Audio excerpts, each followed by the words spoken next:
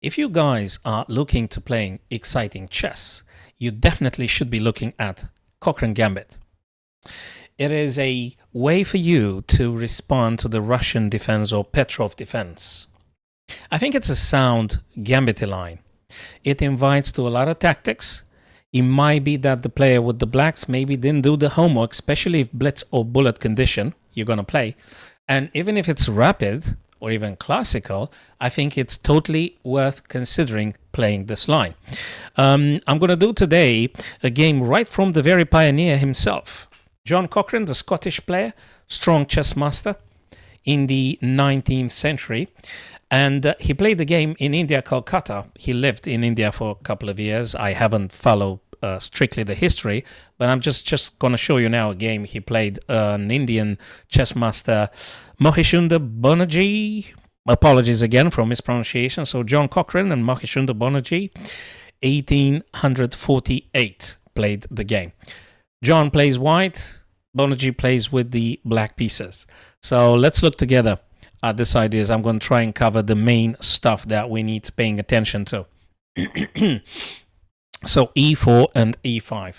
So far, so good. Knight f3 and knight to f6.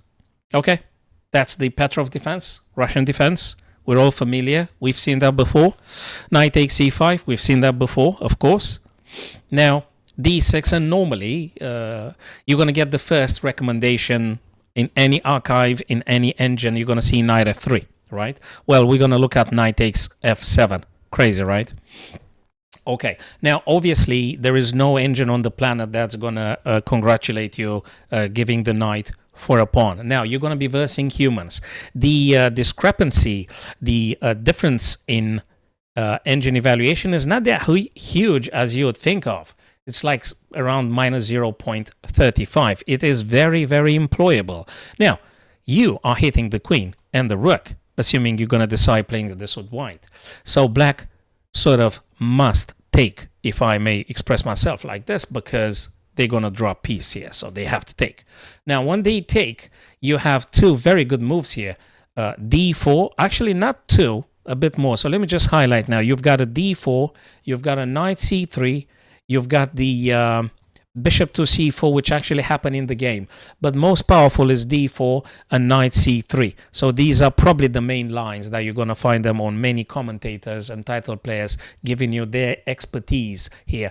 But the game we're going to look at today played bishop c4. Again, d4 the strongest, knight c3, very strong way to continue in this position because you've given a piece, but actually you've got 8 pawns and you are dominating in the center. Okay, now you're going to play bishop c4. In this game here, John went for bishop c4, which checks the king. And now if you tell me, yeah, I'm going to play bishop e6, right? I'm going to trade off pieces. Actually, if you're going to do bishop e6 here, it's not that great. Bishop's going to take, king's going to capture. Actually, let me just play it. Let me just move the piece. Let me just drag the pieces here on this virtual board here. And king takes. And now I absolutely telling you that the engine gives you a very blunt 0.00, or that's what it says on my Stockfish 16 right at this very moment in the game.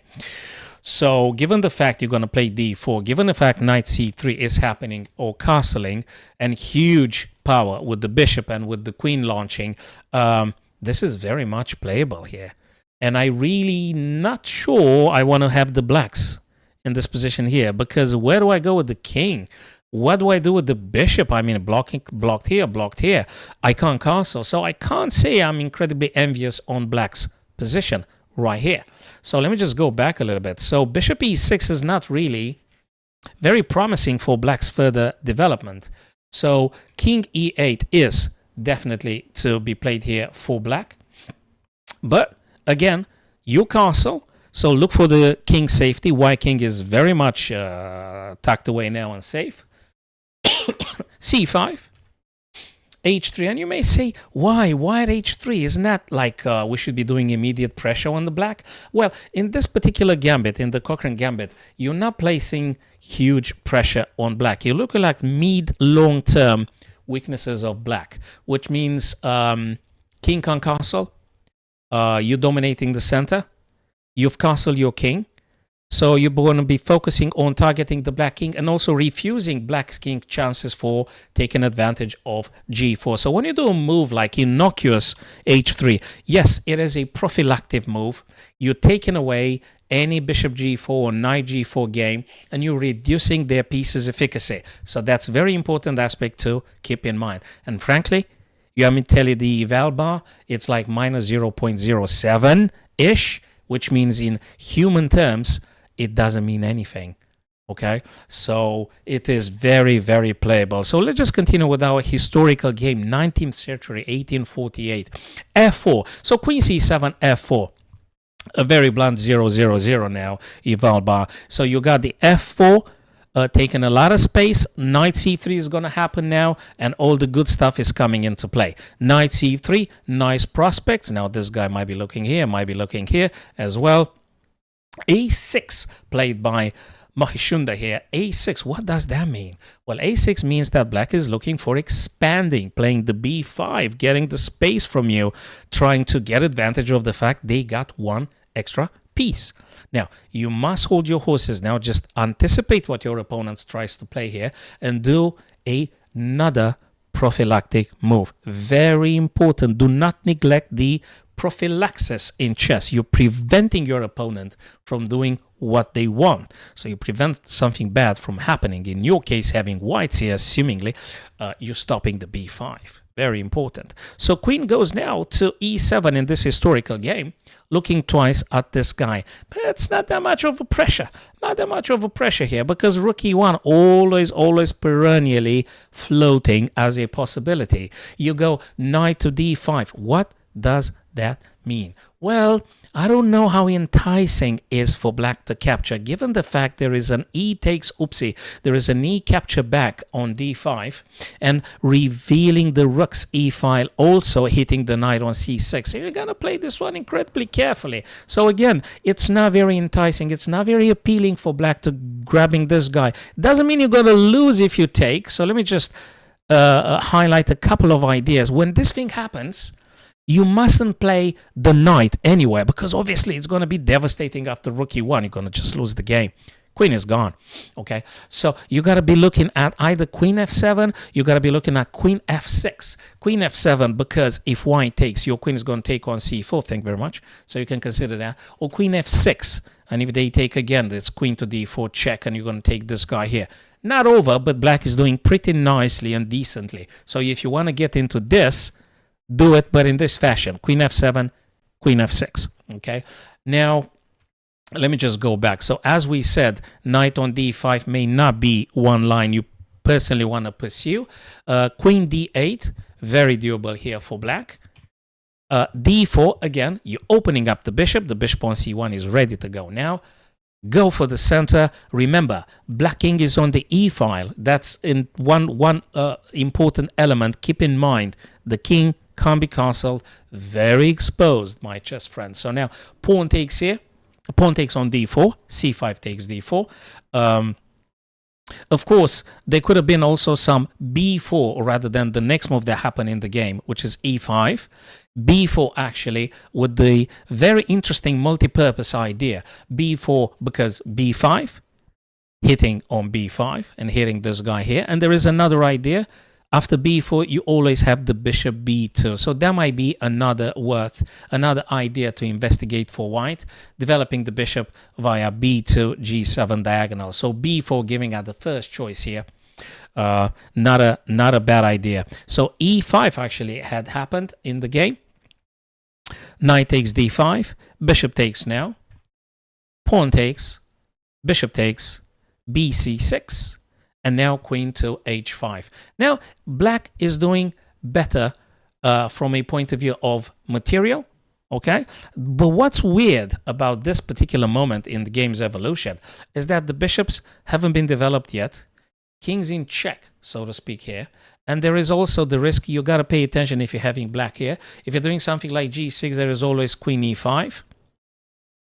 So you got to be careful when you're having black at this stage here. And painfully, king d7 is the only correct move that has to be played here. Looks a bit counterintuitive, right? Looks a bit counterintuitive when you're getting checked now to actually moving the king, blocking the bishop, but you don't have a choice here. You really do not have a choice, because if you're making this kind of move with king e7, you got to be super careful. After fe5, you might be running into bishop g5. Very dangerous, because you're going to get skewered. Okay, not forked, skewered. Okay. Right, so king d7 though. But that opens the f file for the rook, which would be eager to play over to the 7th rank. Look at this. Oh boy. So that's quite something tactical waiting to happen here. Huge power on the 7th rank, ready for white to just exploiting that 7th rank in the game, which just happened. Rook f7, check. King moves on b8. Very weird having that king over there. I think Cochrane Gambit definitely worth investigating.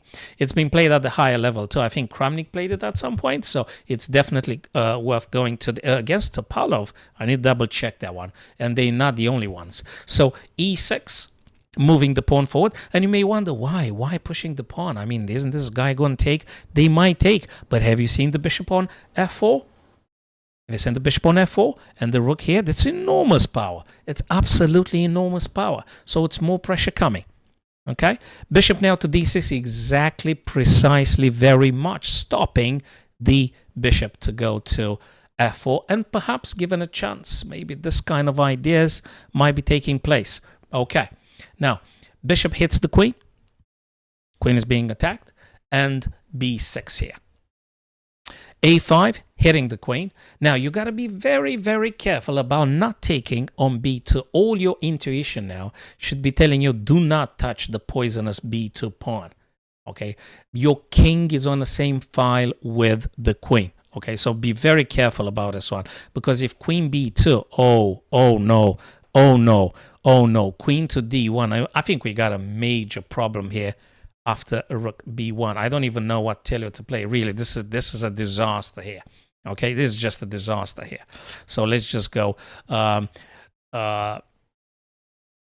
c5, which is not great. But actually, the move that should have been played, guys, the move that should have been played is queen to b4. So this is the best move for black. Still in the lead.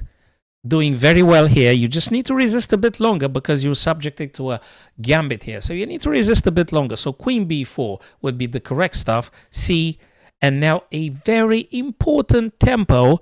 You don't take. You actually play queen. So after pawn takes now, you have a very, very much of a saving move with tempo. Queen to c5 when you're doing incredibly well with black. Queen to c5 because you're checking the king. That tempo is fundamental for black survival here. You got a hefty minus 3.40 something advantage for black because of this particular check that could have been played. But hey, Mohishunder didn't see that because chess is very much about psychology. So we're going to go back now in the actual game in which queen c5 had been played now here. And now the move that would have won immediately, bishop f4, and this is a killer of a move. If John Cochrane would have played this move, this is a killer of a move. If you might say, oh, I'm going to take your queen right now, that's it, I'm going to win a queen. Well, it will be a short-lived celebration because bishop d6 just simply ends the game on the spot. Checkmate. Just like that. And if you say, yeah, but can I just take your bishop or something? Yeah, but then queen is hanging. So it's still very, very bad, okay? Queen b6 is just a disaster. It's just a disaster. Sorry, you're not going to take on c7, but definitely after you take the queen and check here, it's just very bad, okay? This is just very bad. So we're not going to be considering this one because it didn't happen, but bishop f4 should have been played by John Cochrane here. He didn't do that, though. He did b4, which is not the greatest ever, but he thought that actually he's going to open up the b, but that gives, again, advantage towards black to play here, and they should have played queen to d5, but they didn't. They played queen to e5, hoping that maybe bishop and queen's battery would be kind of like paying off, but actually that's not going to work, I'm afraid, because bishop f4, and there is no good choice here. There is no good choice for black here. Yeah, you're gonna give the queen, okay, and it's just no good move. And queen f4, I can't even consider that one because after this move happened in the game, it's a killer move played by John Cochrane. So they played the queen takes, hoping that maybe they move the queen away from the harm, and they're going to be replacing the bishop after bishop takes, queen takes. But actually, John actually found something amazing, and that's queen to c5. Queen to c5 here, and you can't take the queen because it's pinned, and actually it's enormous pressure here. So queen takes f7, and then after this one here, bishop d6, Mohishunder Bonneerjee just simply resigned on the spot. So that's a very tactical game. There are blunders, especially towards the end, happen in the 1848 game that we've just seen, my friends. Of course, we won't stay with every single move now because it's going to take very long, but just as an introductory idea, the Cochrane Gambit, which I think it's totally being considered, guys, here. You're given a piece, but actually you're developing, taking the center with the 2 extra pawns. You got 8 pawns. You got 8 pawns here, and they've got 6. So you got 2 extra pawns. The center is yours. Knight to c3, d4, knight c3, better than bishop c4. But even if bishop c4, remember, black mustn't necessarily play the bishop to e6 because it's not really a great one. And again, is just a very, very meager minus 0.020301 against Stockfish 17. It tells me like, Stockfish 16. It tells me now it's a 0.00 following d4. Okay, so go figure. Again, it's a very nice tactical gambit line, guys. And if you like the exciting way to be doing chess, really do have a look at the Cochrane Gambit. I might be doing some other games with more recent approaches now of this very, very resourceful and unorthodox way to be dealing with the Petrov or Russian defense. Thanks very much for watching, my friends, and more videos coming soon. Don't forget to subscribe and follow me on my live streams. We're going to be conversing more on chess topics. Have a wonderful remainder of the day wherever you are. Soren Chess Coach here. See you soon.